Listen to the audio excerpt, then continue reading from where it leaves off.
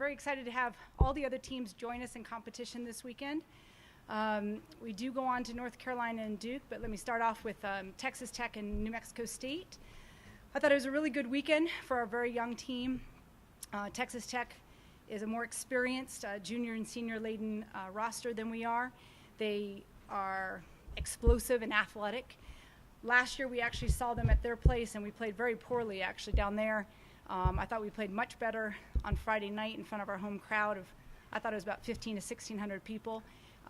Great crowd. And we did some really, really good things, but our young players got a rude awakening of Division I soccer. And so, unfortunately, they had a heck of a shot to beat us on Friday night. But we came back on Sunday against New Mexico State, beat them 1-0 in overtime. We had a lot of good looks other than the actual goal. In the opening 5 minutes, could have had one or two, but we didn't, and so the game got into a bit of a dogfight, and it was a really good game, I thought, between both teams. Really proud of the efforts of, gosh, we had so many freshmen and sophomores on the road, but Dylan O'Connor actually scored the goal. She's a sophomore for us, had a great freshman year, and I believe she's going to have an even better sophomore year. And so with that being said, this weekend we go on to North Carolina and Duke in the Carolina Classic. We play 5 o'clock on Friday night against North Carolina at their stadium. What more can you say about the #1 team in the country? They handedly beat two teams last weekend that were ranked in the top 10, and they're good. It's no surprise. So we're excited for the experience and the challenge and the opportunity to give our players probably one of the best experiences of a lifetime. And then we turn around and play Duke at North Carolina on Sunday, also obviously a very good team. Coming off a great 2012 year, and the challenge is there for us. The experiences that we'll garner are immeasurable for the future of the program. Why did you schedule those two? Because if you want to try to be the best, you have to play the best, and they offered. So we took them up on the offer, and we were very excited to go out there. What do you have to do to be successful? Pardon me? What do you have to do to be successful? I think we have to continue to play hard and play together. We need to play as a unit, which is our philosophy anyway. And teams of that caliber, if you don't play together, you're going to get exposed. And so we just have to continue doing those things and understand that it's a win-win for us. Every experience that we take from this weekend is going to just help us down the road. What is it about those two teams that make them so tough on the field? Every player on the field has either national or international experience.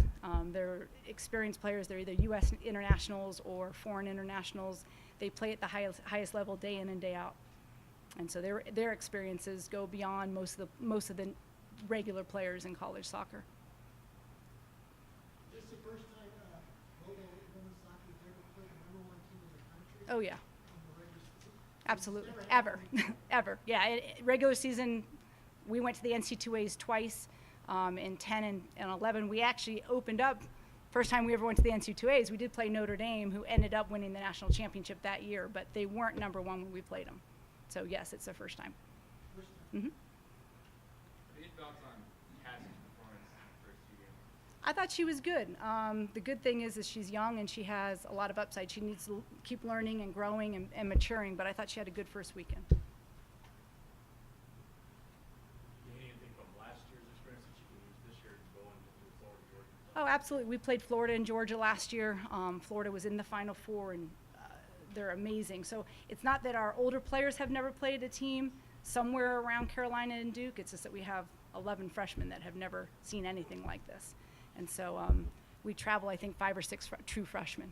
So it's a great experience just going to Chapel Hill. Most of them have never been out there. So it's a win-win. It really is. How far in advance have you scheduled these two games? Last spring. Last spring? Mhm. Okay. Yeah. Because, I mean, the crowd's probably going to be, what is the crowd going to be like out there? Crazy? Well, Friday night, interestingly enough, I'm not sure how they scheduled it, but the North Carolina men have a tournament at the same time.